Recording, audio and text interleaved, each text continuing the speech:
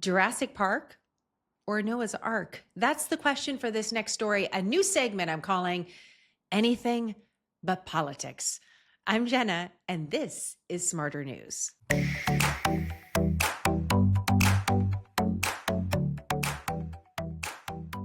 Well, we're coming off another tough, tense week of news with politics afoot in every story. And I thought to myself, you know what we need?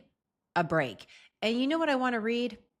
Anything but politics. And so here we are in our new Anything But Politics segment. And this may be just a one off, but if you like it, let me know. And maybe we're actually on to something a little bit smarter. Here's one of my favorite stories of the week. Let me introduce you to the woolly mouse. Yes, the woolly mouse with fluffy, long golden locks, the envy of short-haired mice everywhere. How did this mouse become so woolly? Well, this mouse has been genetically altered to have this sort of woolly fur. Why, you ask? Why would we want woolly mice? The answer, this is an early experiment to bring back the woolly mammoth. Yes, that's real. The same ones that went extinct thousands of years ago. Why would we want to do that? Well, Colossal Biosciences, the company behind this experiment, has a reason. They argue in the next hour, 6 species will go extinct. And at that pace, in the next 25 years, 50% of the species on this planet will also become extinct. And they want to prevent that. Here's the CEO, Ben Lamb.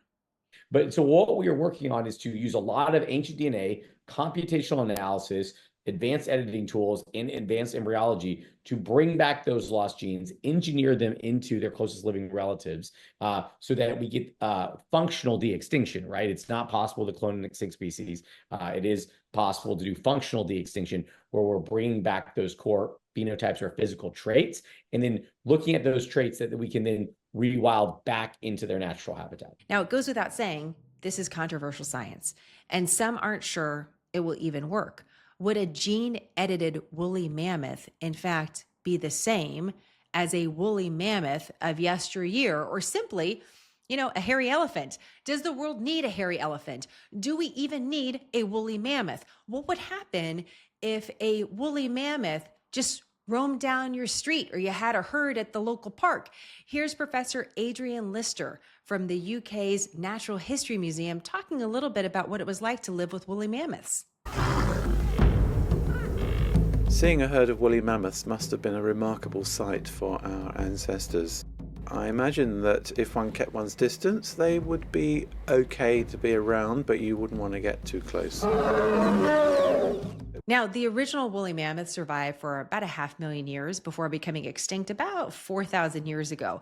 And while we don't know exactly what happened, some believe it has to do with the mammoths running out of grasslands to roam, as we saw the rise of forests. What about unintended consequences of bringing the mammoth back?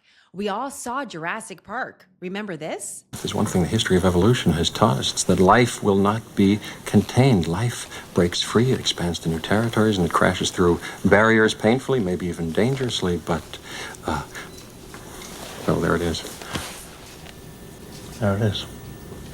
You're implying that a group composed entirely of female animals will breed? No, I'm simply saying that life finds a way.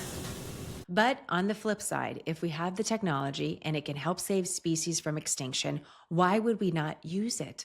Colossal says it wants to have a mammoth in about the next 3 years, but also in its sights, bringing back the dodo bird and the Tasmanian tiger. And that's why I posed the question at the beginning of our segment, Jurassic Park or Noah's Ark? Amazing opportunity to save species from destruction, or scary prospect of messing with nature?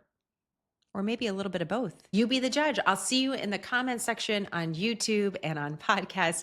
And we'll be back with our regular serving of political stew and the news on Monday. In the meantime, thank you for your support of quick, concise, nonpartisan, smarter news. Have a great weekend.